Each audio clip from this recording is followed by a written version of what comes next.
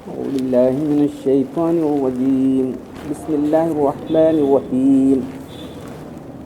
وقالوا أئذا كنا عظاما ورفاتا أئنا لمبعوثون خلقا جديدا قل كونوا حجارة أو حديدا أو خلقا مما يكبر في صدوركم فسيقولون من يعيدنا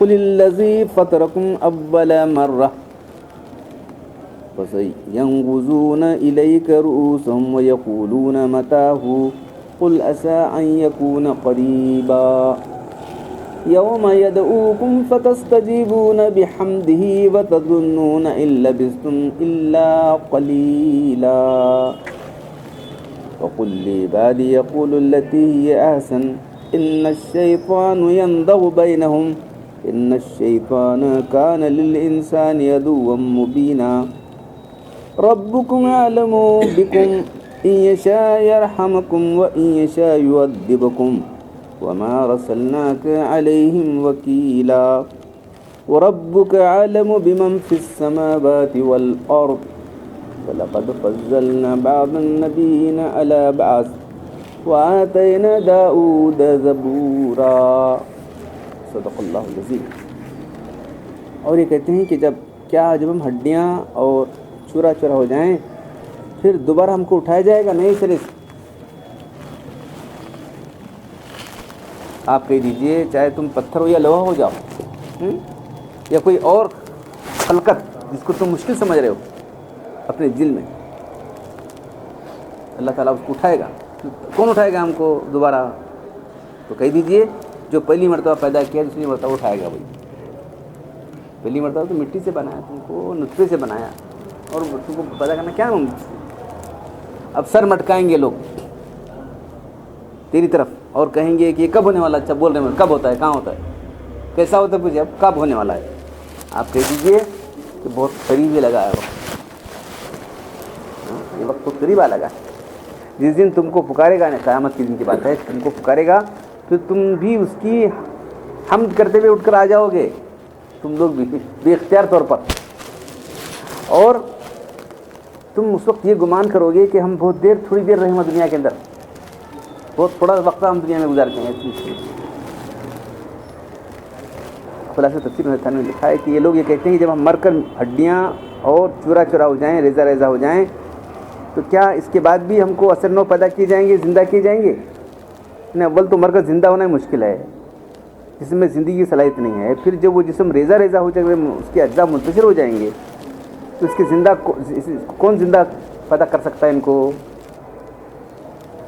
آپ ان کے جواب میں کہیے تم ہڈیوں کی حیات کو بیت سمجھتے ہو، تم پتھر یا لوہا، ایسی مخلوق جو تمہارے ذہن میں بہت زیادہ سخت ہو، جس میں کوئی زندگی کی صلاحیت نہیں، ویسی تم ہو جاؤ. دیکھو پھر تم کو زندہ کرتے کہ نہیں.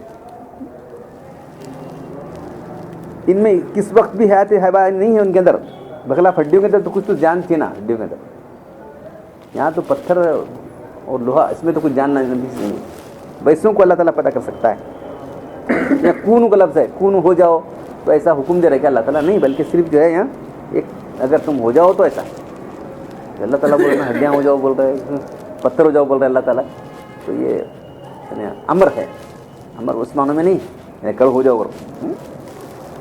تو یہ تعلیق کے لیے نہیں، تم اگر پتھر بھی ہو جاؤ یہ بھی ہو جاؤ، اسی شرط پتھر کی طرح سخت ہو جاؤ یا لوہے کی طرح سخت ہو جاؤ تو بھی اللہ تعالیٰ تم کو پیدا کرے گا بالفرض. دوبارہ زندہ کرنے پر اللہ تعالیٰ قادر ہیں. کون دوبارہ کرے گا؟ جو پہلی مرتبہ پیدا کرے. اصل بات ہے کہ کسی کے وجود میں آنے کے لیے دو چیزوں کی درکار ہیں، ایک مادہ اور اس کا ایک کنٹینٹ، کس میں کہاں رہنا ہو، مادہ محل. ان کے وجود میں لانے کے لیے قوت فاعلہ. پہلا سوال کون کیا پہلے زندگی، کون پیدا کیا تم کو؟ اللہ پیدا کیا. دوسری بار پیدا کرنا کیا ناممکن ہے؟ تو یہ پوچھتے ہیں کیا ہم پہلی مرتبہ تھک گئے کہ ہم لوگ دوسری بار پیدا کرنا ناممکن ہو؟ تم پہلی پہلے اس کو جانتے ہو، دوسری سے اسی سے نتیجہ نکالو. وَلَقْ بَيَنَّا نَشَأَةَ الْأُولَىٰ فَلَوْلَا تَذَكَّرُونَ. تم محسوس کیوں نہیں حاصل کرتے؟ پہلی پہلی تم کو معلوم ہو رہی روز کیسا پیدا ہو رہے ہیں. دیکھو انسان روز پیدا کیسا ہو رہے ہیں، ایک مرد عورت ملتا ہے، گندا پانی، ملنے کے بعد ملاپ ہوتا ہے, ہو کے بعد جو ہے وہ اندر حرم عمل ٹھہرا, اس کے بعد وہ کیسا رہتا ہے, نطفہ, علقہ, مضغہ, 40 دن, اس کے بعد پھر اندر ہڈیاں آئے. تو اس دیکھ رہے ہیں نا, کبھی اللہ تعالیٰ کی مرضی ہوتی ہے کہ وہ حمل گر جائے, وہ ہوتا ہے ارے حمل گر گیا جی اس کا. کبھی ناقص پیدا ہوتا ہے, اللہ کی مرضی ہوتی رہتی ہے. کبھی کامل پیدا ہوتا ہے. دیکھ رہے ہیں سب چیزیں چل رہی ہیں, دیکھ رہی ہیں. تم اپنی پہلی پیدا جانتے ہو, دوسری کے بارے میں ایسا کیوں تم یہ کر رہے ہو؟ جو پہلی مرتبہ پیدا کیا ہے دوسری مرتبہ پیدا کیسا نہیں کر سکتا؟ ضرور کر سکتا.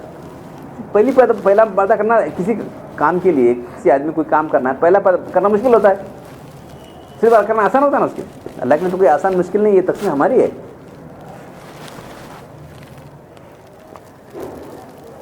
اس کو دوبارہ پیدا کرنا کیا مشکل ہے؟ جب وہ قابل اور فائل دونوں کا سوال حل ہو گیا تو اب یہ زمانے اب پوچھتے ہیں کہ اچھا ہوتا ہے صحیح ہے, انہیں پہلا بنا پیدا کرے سو کہ تمہیں خود پیدا ہوئی, کوئی دوسرا پیدا کیا؟ تم کو بھی سوال ہے نا, خود پیدا ہوئی کیا نہیں ہے, کوئی دوسرا پیدا کرے گا نہیں, پر یہ سب اندر کون کر رہا ہے؟ اللہ تعالیٰ ہی کر رہا ہے. اچھا کب ہونے والا ہے؟ اچھا بتائیے کب ہوگا زندہ ہونا؟ عجب نہیں کہ قریب آ لگا. آگے حالات بیان کرتے جو اس نئی زندگی پیش آنے والی, یہ ضرور ہوگا کہ اللہ تعالیٰ تم کو زندہ کرنے اور میدان حشر میں جمع کرنے کے لیے فرشتے سے پکارے گا, آ جاؤ سب. تم بغیر کسی اس کے جو ہے اس کی حمد کرتے اٹھ جاؤ گے تم خود بھی اللہ کی. تو وہ ہم کیا اضطراری طور پر تمہاری زبان سے خود بہت نکلے گی ہم, یعنی زندہ بھی ہو جاؤ گے, جمع بھی ہو جاؤ گے. اس روز کی ہولناکی ہیبت کو تمہارا حال ہے کہ تم ساری عمر تمہاری جو دنیا میں قبر میں گزری, ایسا لگے کہ بالکل بہت کم وقت گزرا ہے وہاں پر, بہت کم ہی مدت دنیا میں گزری ہے. کیونکہ دنیا اور قبر آج کی ہولناکی کے مقابلے میں کچھ بھی نظر نہیں آئے گی. ساری راحت جو تھی, زندگی تھی, کچھ بھی نظر نہیں آئے گی. تو یہاں اس کی تشریح کر رہے ہیں کہ یوم یدعوکم, جس دن تم کو بلائے گا, فتستجیبون, تم جواب دو گے, بحمدہ, حمد کے ساتھ تم جواب دو گے. تو وہ سے مراد اللہ تعالیٰ سے مراد جو فرشتہ پکارے گا او اللہ کی طرف. اس لوگ اللہ تعالیٰ تم سب کو محشر میں بلائیں گے. یہ بلانا فرشتے کے واسطے سے ہوگا. علیہ السلام جب دوسرا سور پھونکیں گے, سب مردے زندہ ہو کر میدان حشر میں جمع ہو جائیں گے. ہو سکتا ہے کہ زندہ ہونے کے بعد سب کو میدان میں جمع کرنے کے لیے آواز دی جائے گی. ایک حدیث میں آتا ہے کہ قیامت میں لوگوں کو تم کو تمہارے نام اور باپ کے نام سے پکارا جائے گا. اس لیے اپنے نام اچھے رکھا کرو, برے ناموں سے, بیہودہ ناموں سے. تو کسی نام عجیب نام لوگ رکھتے رہتے ہیں. گھڑو صاحب کیا نام ہے؟ یاد آ رہا, ہٹیلی صاحب کا نہیں, کیا ہے نام ہے, کیا ہے, اچھے نام رکھو. فلاں ابن فلاں, فلاں کا بیٹا. تو ایک عجیب صاحب جو ہے ایک صاحب تھے, وہ میت کو نماز پڑھاتے تھے. کیا نام میت تھا؟ ان کی ماں کا نام کیا ہے؟ ماں کا نام کیا ہے؟ باپ سے نہیں, ماں سے نہیں چلتا. نہیں رہے وہ دنیا کے اندر. ہم جب چھوٹے تھے نماز پڑھتے تھے, سادہ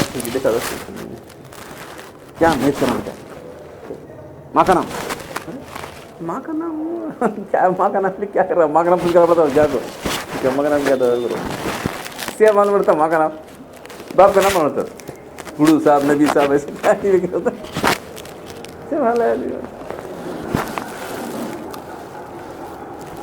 نسل چلتی ہے باپ سے, رشتہ چلتا ہے باپ سے, سوائے عیسیٰ علیہ السلام.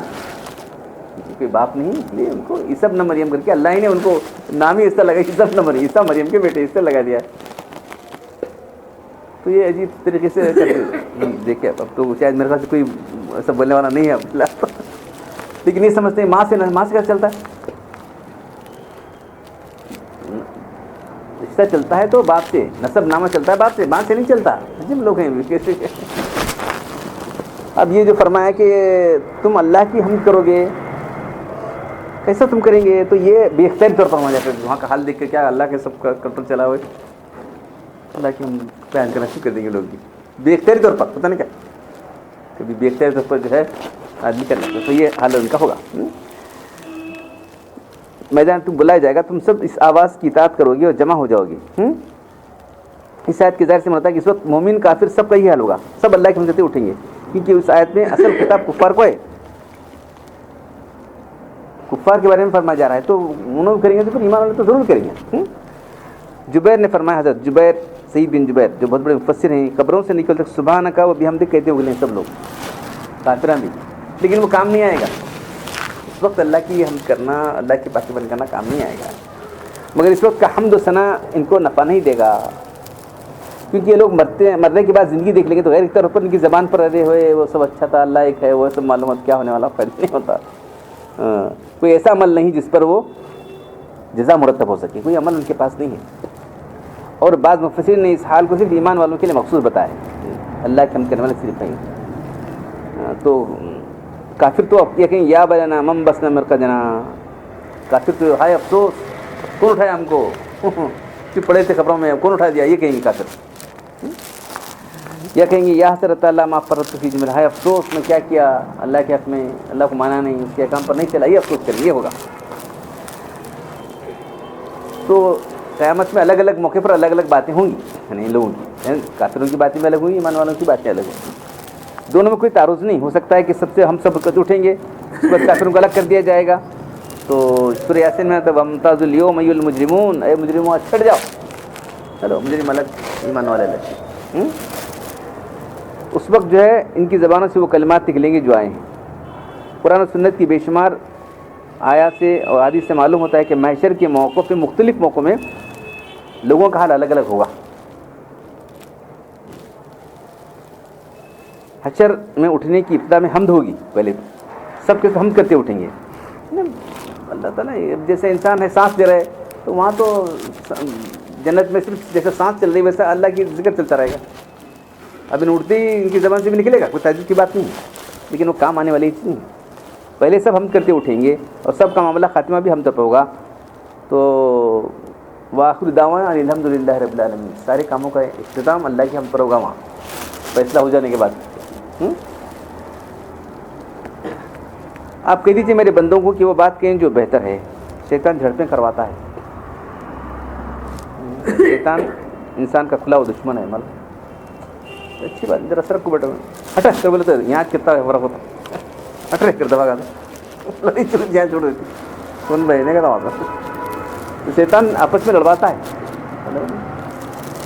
जो बात आसानी से कह सकता है, नरमी से कह सकता है, काम निकाल सकता है, उसको गलत तरीके से बोलेगा तो लड़ाई शुरू हो जाती दोनों की।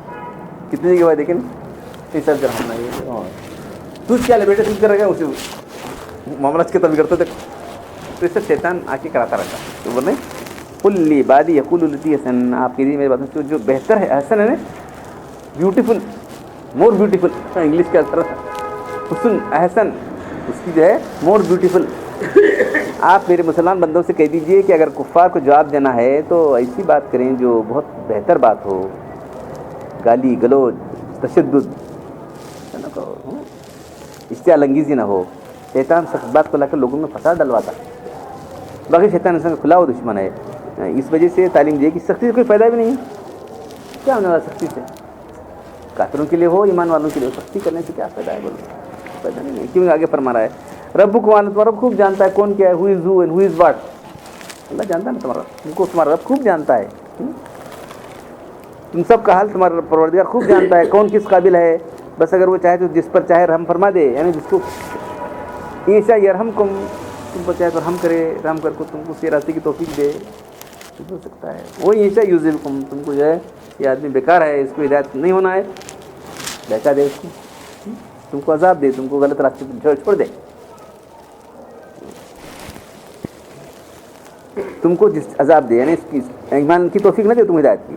हाँ, तो ए नबी सल्लल्लाहु अलैहि वसल्लम अरसलना का अलैहिम वकीला, हमने आपको इनका जिम्मेदार ठहराया है, क्योंकि कबूल करना चाहिए ना को, बस पहुँचाओ, बात अच्छी तरीके से पहुँचाओ, बेहतर तरीके से पहुँचाओ, माने ठीक है, नहीं माने छोड़ो। लेकिन रख लो फिक्र थी ये लोग जहन्नम में जाएंगे, बेहतर मरने के बाद जहन्नम में नहीं जाना कर को, ये नबी की तड़प थी। वो रब्बु का आलम हो, तुम्हारा रब खूब जानता है जो कुछ आसमान और ज़मीन के अंदर है। हाँ? और आपका खूब जानता है, इसको भी सिर्फ यही नहीं, इनके हालात ही नहीं, बल्कि तमाम ज़मीन आसमान की सारी चीज़ें जो कुछ हैं, आपका खूब जानता है जो आसमानों में हैं, इनको भी ज़मीन के अंदर हैं। आसमान से वाले तमाम आसमान थोड़े हैं, 7 आसमान के अंदर क्या क्या हैं, फरिश्ते हैं, वो हैं, ये सब है, बहुत बड़ी दुनिया है। ज़मीन वालों से बड़ा इंसान हैं या जिन्नात हैं, सब हैं, इससे हम सब खूब वाकिफ़ हैं। ان میں سے کسی کو نبی رسول بنانا کس کو بنانا ہے، کس کو نہیں بنانا ہے، سب ہم نے سوچ کے بنایا تم کو نبی، پریشان ہونے کی بات نہیں تم کو. اس طرح ہم نے آپ کو سب پر فضیلت دی. برکت فضلنا بعض النبیین علی بعض نبیوں کو بعض پر نے فضیلت دی ہے، یہ ہماری طرف سے فضیلت. اور اس طرح ہم آپ کو سب سے افضل آپ کو بنایا ہے. ہم نے پہلے بھی بعض نبیوں کو بعض پر فضیلت دی ہے. اسی طرح ہم آپ کو قرآن دیا، تو آپ کو ہم نے اسی کتاب دی ہے. اس سے پہلے ہم کتاب دے چکے ہیں، داؤد علیہ السلام کو زبور دے چکے ہیں. بد زبانی اور سب کلامی کے ساتھ کفر ساتھ بھی جائز نہیں. رکھو پہلی آتے مسلمانوں کافروں سے سخت کلامی سے منع کیا گیا ہے. اس کی مراد یہ ہے کہ بے ضرورت سختی نہ کی جائے. ہاں کیا ہے بھائی، تو اللہ نے فرمایا بغلوظ علیہم، مجھ سے سختی کیجیے. کب؟ وہ جنگ کی بات، وہاں جو نرمی کرنا ہے وہ نہیں. حق کے مقابلے میں باطل کو جو ہے، ہم کو اس شخص سے دشمنی نہیں بلکہ اس کے باطل باتوں سے دشمنی ہے. یا نبی جاہد کفار والمنافقین بغلوظ علیہم، اے نبی صلی اللہ علیہ وسلم آپ کفار سے اور منافقین سے جہاد کیجیے. بغلوظ علیہم، اس سے سختی کیجیے. تو سختی کا موقع بھی ہے، نہیں کر کو نہیں. شریعت ہماری بہت بیلنس ہے. سختی کرنا ہے، نرمی کرنا ہے. بے حکم شرع آپ خردن خطا، بغیر شریعت کے پانی پینا بھی غلطی ہے. اور بغیر خون بفتوا بریز رباست، شریعت کے حکم ہے اس کا خون لے جان مار کو جان مارنا ہے. اس نے کسی قتل کیا ہے، اس کی جان مارنا ہے، مار سکتے ہیں. شریعت کے حکم ہے. شریعت روزہ ہے، پانی پیو تو پانی حلال ہے، پی سکتے ہیں نہیں پی سکتے، پانی حلال نہیں پی سکتا. تو شریعت کے حکم کے مطابق کرنا ہے. قتل و قتال کے ذریعے کفر کی شوکت کو توڑنا اسلام کی محبت دبانا ہے، اس لیے اس کی اجازت ہے. گالی گلوچ سخت کلامی سے نہ کوئی خلاف پتہ ہوتا ہے، نہ کچھ بھی نہیں ہوتا، نہ کسی کو ہدایت ہوتی ہے، اس لیے اس سے منع کیا گیا. امام قرطبی فرماتے ہیں کہ آیت حضرت عمر رضی اللہ عنہ کی ایک واقعہ میں نازل ہوئی ہے. کسی سے جھگڑا ہو گیا تھا، انہوں نے بولا تھا نا کیا کرتا ہوں، جلال والے تھے نا، وہ بول دی. بولے بعد وہ جھگڑا بڑھ گیا تھا، تو پھر قتل و قتال کی نوبت آتی تھی. پرسنل جھگڑوں میں سخت جواب دیا، اس کے خطوں کا ارادہ کیا. اس کے نتیجے میں خطرہ پیدا ہوا کہ دو قبیلوں میں جنگ چھڑ جائے گی. تو آیت نازل ہوئی. بس جو بات کرنا ہے وہ نرمی سے کہو، اچھی طریقے سے بات کرو. آج بھی ہم دیکھتے رہتے ہیں نا، اچھی طرح بات کرے تو جھگڑا نہیں ہوتا. ذرا بنگی بات کرنا، ٹیڑھی بات کرتے جو نہیں، بہت بنگی باتیں کرتا ہے وہ. ٹیڑھی بنگی بات مت کرو، سیدھی بات کرو، نرمی سے بات کرو. جھگڑا پیدا نہیں ہوتا، پیدا ہو جھگڑا چلے جاتا. معلوم ہے نا.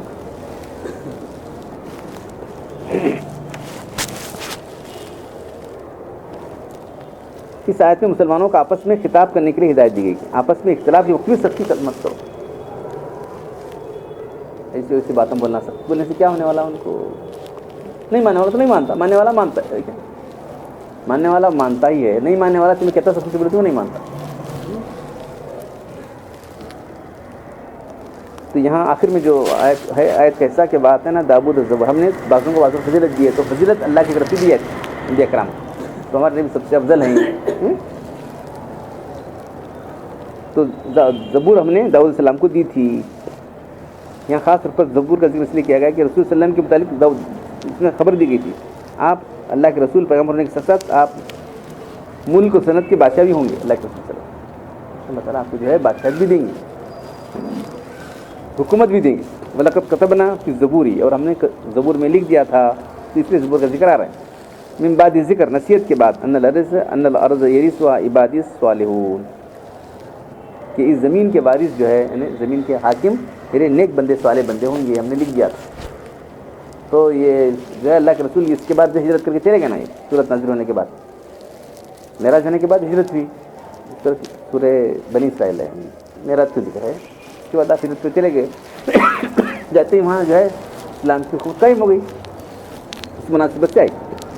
امام بغوی نے لکھا ہے کہ زبور اللہ تعالیٰ کی کتابوں میں سے جو داؤد السلام پر نازل ہوئی، اس میں 150 صورتیں ہیں. تمام صورتیں صرف دعا حمد و ثنا پر ہیں. اس میں جو ہے احکام نہیں، صرف دعا حمد و ثنا.